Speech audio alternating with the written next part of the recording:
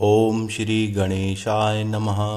ओम ब्रह्मा मुरारी त्रिपुरांतकारी भानुः शशि भूमिस्थो बुधश्च गुरुश्च शुक्रः शनि राहु केतवः सर्वे ग्रहा शांतिकरा भवन्तु।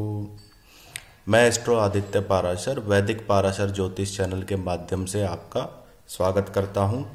आज से मैं ज्योतिष लर्निंग प्रोग्राम यानी वैदिक ज्योतिष पार्ट 1 आओ ज्योतिष सीखे का प्रारंभ कर रहा हूँ। ये ज्योतिष का प्रथम अध्याय है और हम इसमें अब आगे बढ़ेंगे। सबसे पहले हम कुंडली के 12 भावों के बारे में संक्षेप रूप में जानेंगे। ये कुंडली का प्रथम भाव है जिसे लगन भाव भी कहा जाता है। प्रथम भाव में व्यक्ति को के बारे में, उसके रंग रूप के बारे में, कद काठी के बारे में, जन्म स्थान के बारे में, जन्म समय के बारे में और मनुष्य के स्वभाव के बारे में, नेचर के बारे में पता लगता है कि वह मनुष्य किस कद काठी का है, किस स्वभाव का है और उसका लोगों के साथ व्यवहार कैसा रहेगा। ये कुंडली का प्रथम भाव है जिसे लगन भाव भी कहा जाता है और तन भाव भी कहा जाता है। अब कुंडली का द्वितीय भाव, ये द्वितीय भाव है कुंडली का, जिसे धनेश, द्वितेश और धन भाव भी कहा जाता है। अब मनुष्य ने शरीर तो प्राप्त कर लिया, परंतु शरीर को गतिमान बनाने के लिए खाद्य पदार्थों, धन और कुटुंब की आवश्यकता होती है।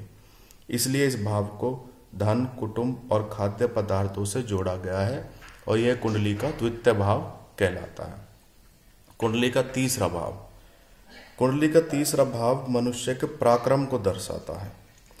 धन और अन्य आवश्यकताओं के वस्तुओं की पूर्ति के लिए मनुष्य को श्रम की आवश्यकता पड़ती है।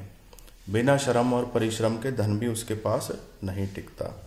तो तृतीय भाव से मनुष्य के धन, बल और भाई बहन आदि के बारे में पता चलता है।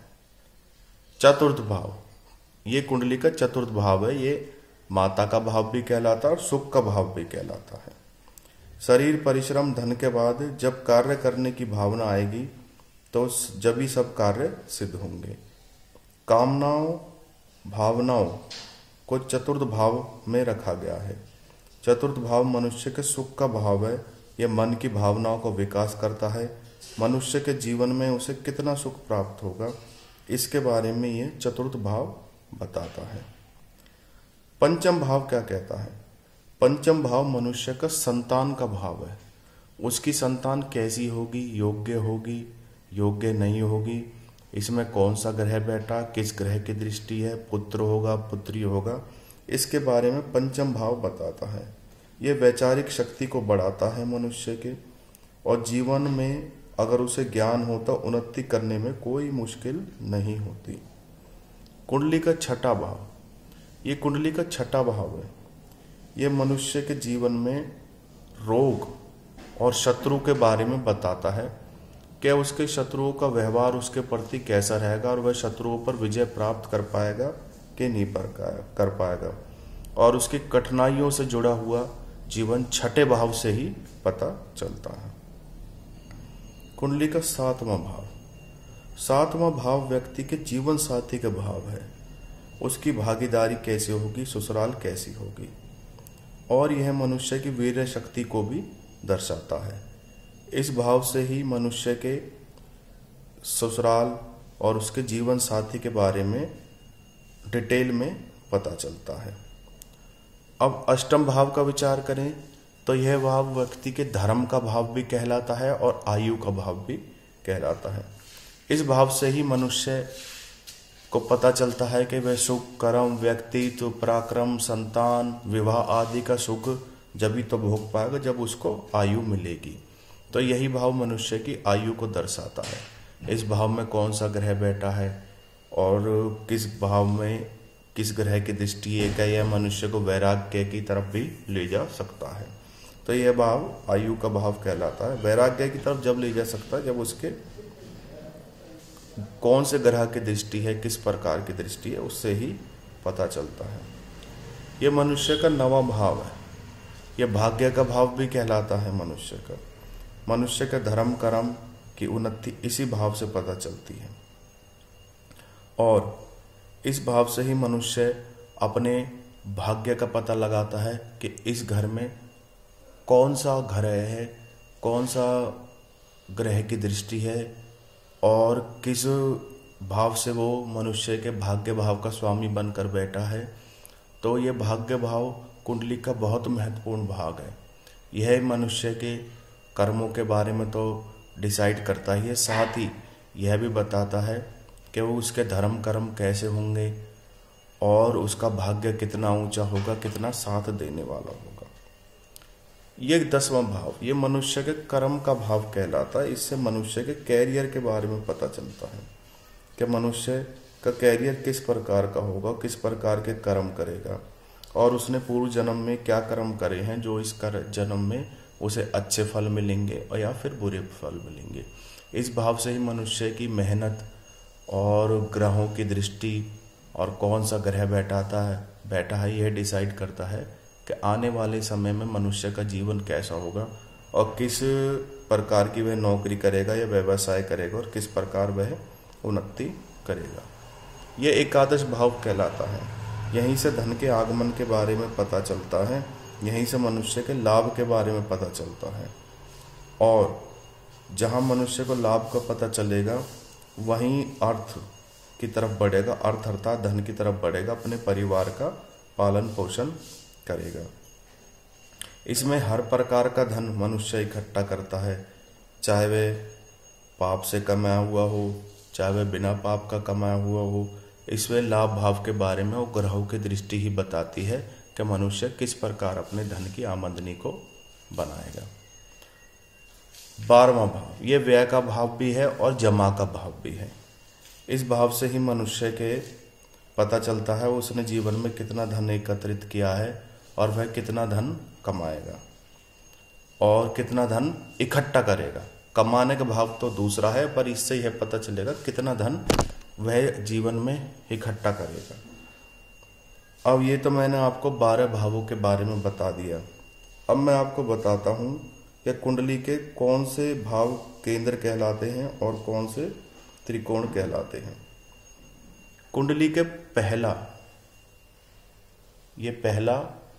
चौथा, 7वां और 10वां ये कुंडली के केंद्र भाव कहलाते हैं। ज्योतिष के अनुसार यही लक्ष्मी जी का स्थान है। केंद्र भाव, चतुर्थ भाव, सप्तम भाव और दशम भाव, अर्थात प्रथम, चतुर्थ, सप्तम और दशम ये केंद्र भाव में आते हैं। केंद्र भाव के जीवन के अधिकांश दायरे को अपने साथ लेकर चलता है। केंद्र भाव में आने वाली सभी ग्रह कुंडली बहुत मजबूत माने जाते हैं। 10वां भाव कैरियर का होता है, 7वां वैवाहिक जीवन का, जैसा कि मैं आपको पहले बता चुका हूँ। तो केंद्र भाव मनुष्य की जब भी कुंडली देखी जाती है बहुत अधिक मान्यता रखता है। त्रिकोण भाव, त्रिकोण भाव को हमेशा शुभ माना जाता है। त्रिकोण भाव धर्म का भाव भी कहलाता है। इसमें पहला, पंचम और नवम भाव आता है। देखिए, पहला, पंचम और नवम ये भाव केंद्र में भी आएगा और त्रिकोण में भी आएगा। इस प्रकार ये एक त्रिकोण बनाता है, इसलिए 3 भाव त्रिकोण भाव में आते हैं। इससे व्यक्ति की कलात्मक शैली के बारे में पता चलता है और मनुष्य का कौन सा ग्रह क्या शुभ फल देता है। भाग्य की बहुत सी चीजें इस भाव से ही पता चलती हैं। त्रिकोण के बाद आता है मनुष्य का उपचय भाव। उपचय भाव होता है तीसरा, छठा, 10वां और 11वां। ये तीसरा, ये छठा, ये 10वां, ये 11वां, ये मनुष्य के उपचय भाव कहलाते हैं। वो ऐसा माना जाता है इसमें कारक तत्व में वृद्धि होती है। ये भाव मंगल, शनि, राहु और सूर्य विराजमान हो तो जातक के लिए अच्छा माना जाता है। इन भावों में नकारात्मक प्रभाव कम रहते हैं। ये मनुष्य के उपचय भाव कहलाते हैं। ये मनुष्य के कारक तत्व में कार्य क्षमता में वृद्धि करते हैं। मोक्ष का भाव, चतुर्थ, अष्टम व द्वादश भाव मनुष्य के मोक्ष का भाव कहलाता है। चतुर्थ, अष्टम और द्वादश ये मनुष्य के मोक्ष के भाव कहलाते हैं। मोक्ष के भाव इस वजह से कहलाते हैं क्योंकि 12वां भाव हमारा धन जमा करने का भाव है। हमने किस प्रकार से धन जमा करा है वह हमें मोक्ष की तरफ ले जाएगा या नहीं ले जाएगा, यह हमारे चतुर्थ, अष्टम और दशम, क्षमा कीजिएगा, चतुर्थ, अष्टम और द्वादश भाव से ही व्यक्ति के मोक्ष और अध्यात्म के बारे में और वैराग्य के बारे में पता चलता है। धर्म का भाव, प्रथम, पंचम और नवम भाव यह मनुष्य के धर्म के भाव कहलाते हैं। यहाँ पर विष्णु और लक्ष्मी जी का भी वास होता है। प्रथम, पंचम, ये आपका प्रथम, ये पंचम और ये नवम भाव, ये मनुष्य के धर्म भाव कहलाते हैं। इसमें भी यह पता चलता है विष्णु और लक्ष्मी जी का वास होता है। अर्थ भाव, कुंडली का द्वितीय, षष्टम और दशम भाव अर्थ भाव कहलाते हैं। द्वितीय, षष्टम और दशम भाव ये अर्थ भाव कहलाते हैं कि मनुष्य ने कितना धन जमा करा है, कैसे धन कमाया है और कितना रोग में गंवाया है, और कर्म भाव से पता चलता है। इसलिए ये अर्थ भाव कहलाते हैं। सांसारिक और भौतिक सुखों को देने वाले यही भाव है। काम भाव, तीसरा, सातवां और 11वां यह मनुष्य के काम भाव कहलाते हैं। तीसरा, सातवां और 11वां यह मनुष्य के काम भाव कहलाते हैं। इससे पता चलता है मनुष्य ने अपने जीवन में कितना धन इकट्ठा करा है, कितना वह भोग विलास में खर्च करेगा और कितने अपने परिवार के लिए वह खर्च करता है। तो ये भाव कहलाते हैं, काम भाव कहलाता है। इसमें व्यक्ति का पुरुषार्थ भी देखा जाता है। दूस्थान भाव, दूस्थान भाव कौन सा होता? षष्टम, अष्टम और द्वादश भाव दूस्थान भाव कहलाते हैं। षष्टम, अष्टम और द्वादश भाव दूस्थान भाव कहलाते हैं। ये भाव व्यक्ति के संघर्ष, पीड़ा और बाधाओं के बारे में जीवन में दर्शाते हैं। जहाँ सुख है वहाँ दुख भी होगा, चाहे थोड़ा ही हो, कम हो, पर होता है। मारक भाव, मारक भाव द्वितीय, सप्तम कहलाते हैं। द्वितीय भाव और सप्तम भाव व्यक्ति के मारक भाव कहलाते हैं। इससे पता चलता है मनुष्य ने जो अपने जीवन में धन संचय करा है वह उसकी सहायता से अपनी ऊर्जा पर कितना खर्च करता है। अर्थात कहने का अभिप्राय है कि यही भाव मनुष्य की बीमारी, पीड़ा और इसके काम में आने वाली रुकावटों के बारे में द्वितीय और सप्तम भाव ही दर्शाते हैं। इसकी व्याख्या आने वाले मैं आपको चैप्टरों में, वीडियोस में जरूर करूँगा। आज मैंने संक्षेप रूप में आपको कुंडली के 12 भावों के बारे में बताया और कौन सा धर्म का है, कौन सा उपचय है, कौन सा दूस्थान है, इसके बारे में भी आपको डिटेल में बताया।